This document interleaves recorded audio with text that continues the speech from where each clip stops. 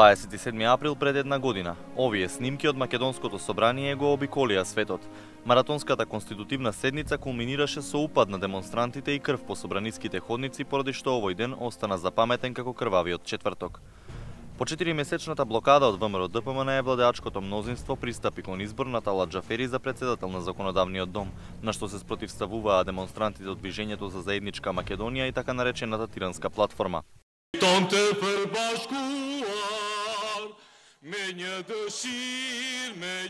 18 часот. Пратеник од Беса ја пее албанската химна во собранието, пошто започнува изборот на Джафери. Наспроти ова, пратениците на ВМРО-ДПМН бараат избори и ја пеат македонската химна.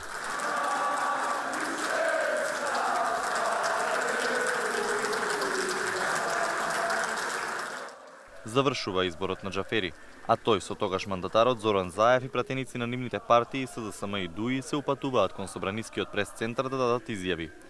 И додека се обраќа Заев, толпата демонстранти влегува низ главниот влез на собранието заедно со група маскирани лица, кои подоцна се распрскуваат по ходниците извикувајќи имиња на функционери по кои трагаа. Во прес-центарот, каде беа пратениците, новинарите и собраниските служби, упаѓаат демонстрантите кои брутално ги напаѓаат сите присутни. Летаат столови, маси, опрема за снимање на медиумите. И додека се очекува соодветна полициска реакција, со сериозни повреди завршија премиерот Зоран Заев, сегашните министри Оливер Спасовски, Љупчо Николовски, Дамјан Манчевски, градоначалникот Максим Димитриевски. Според извештајот на МВР, лекарска помош по насилствата во собранието побарале 70 граѓани, 22 полицајци и 3 пратеници.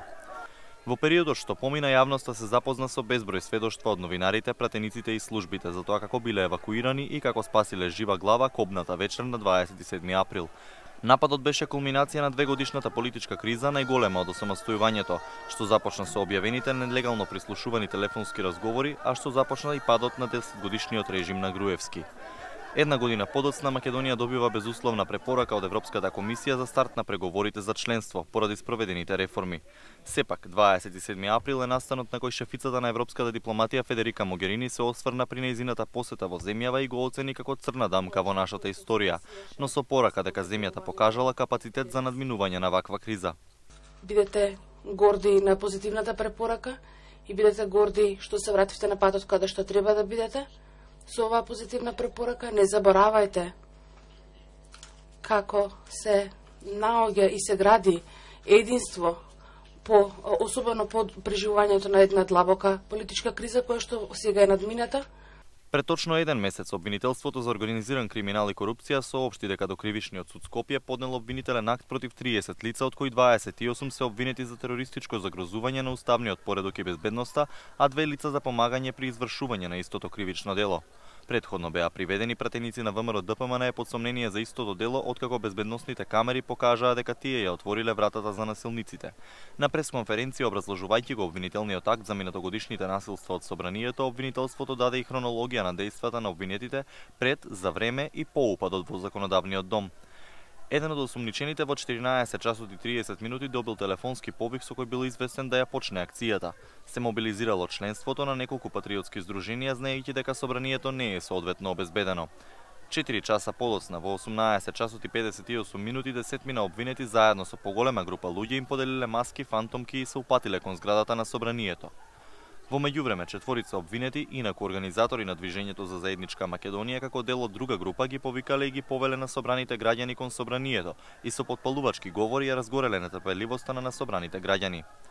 27 април да биде поука за целата македонска јавност, порача денеска министерот за внатрешни Оливер Спасовски. 27 април 2017 година мора да биде поука за сите нас. Поука за институциите, поука за носителите на функции, дека работите мора да ги ставиме на вистински колосек, да ги јакнеме демократските капацитети на институциите, сите заеднички да допринесеме за стварање на еден систем кој што ќе ја гарантира безбедноста во државата, демократските процеси во државата, бидејќи без систем повторно се остава простор на поединци и на луѓе кои што во одреден момент се наоѓаат на одредени позиции да креираат свој систем кој што ќе задоволува лични, партиски, криминални, ако сакате, интереси. Меѓутоа сметам дека треба да го оставиме минатото, тоа ќе сведочи за едно време, ќе сведочи за едни настани кои што ни се случуваат и ќе биде опомена за сите нас или ќе ни го покажува патот каде треба да ги движиме реформите, меѓутоа треба пред се да се фокусираме и на денешниот, на утрешниот ден, на иднината, на идните генерации. По повеќе од 10 години владата и судовите покажуваат волја да спроведат ефективна истрага, беше пораката на народниот правобранител Иџет Мемети.